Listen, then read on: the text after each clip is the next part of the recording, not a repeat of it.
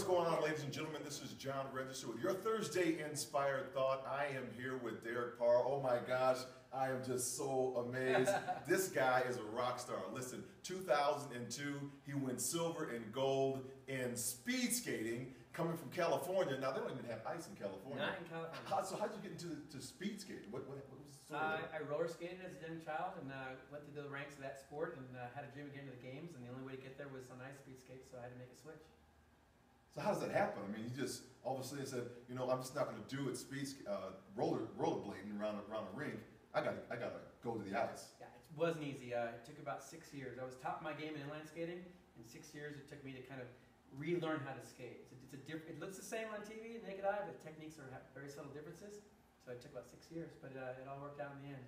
Awesome.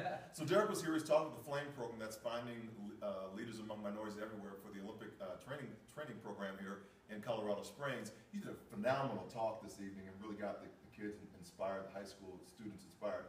What was the one message that you really wanted them to take away from your talk tonight?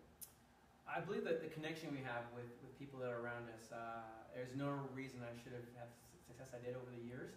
There were many roadblocks in my pathway to the games, but because of the people that I met throughout my life and the ones that I surrounded myself with, I was able to take that step forward. And I think one of the things I said tonight was that I had this dream, but these people didn't see that dream. They saw the dream in me and what I believe I had, and they were willing to support me. So it's really important that we're all connected. We can all help each other.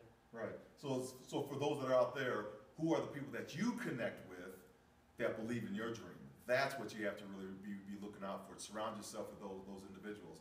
And you had a special moment that was at the 2002 games.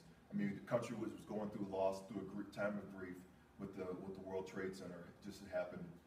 And so you walk into the stadium and tell our listeners about that experience of what you got to do in that moment.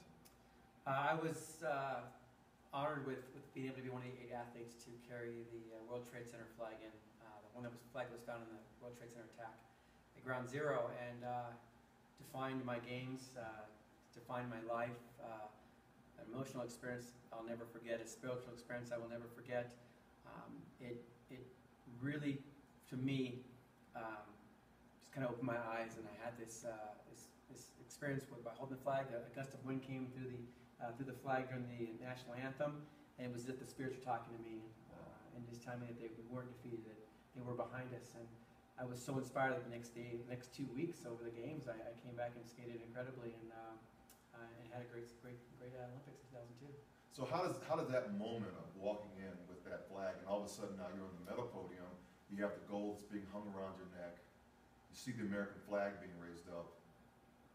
Was there a transcendence, or did that moment, did the two moments juxtapose or meld together for you? Oh, I believe that the World Trade Center flag moment, it absolutely was someplace I'd never been before, emotionally or spiritually. It captured, I think, what we were all feeling. I tell people that I believe that moment, time stood still. Because everybody in the stadium and also around the world watching on TV, I think we're capturing that same emotion. So the emotion of that moment was different from the emotion of the victory on the podium with the Horse Plaza. It's because it was such a relief it was over, but there was so much anticipation.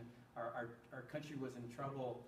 That flag represented death as well as hope for our nation. And so to see the transformation over those 2 weeks and what the American athletes did to help, I guess, jumpstart our country and the belief that we could succeed again, we could come back from that tragic moment, I'll think I'll ever experience something like that again in my life. And so what's Derek doing these days? I am actually the sport manager at the Olympic Oval, which is the building where I raced. I watch over our sport programs, our hockey, figure skating, speed skating, curling, and a youth development track and field program. And how can folks find you? Can they find the internet or anything? Yeah, I'm not a Facebooker. I don't Facebook any social media, but if you go to the website and you look up Derek Parra, it's derek@utahOlympicLegacy.com.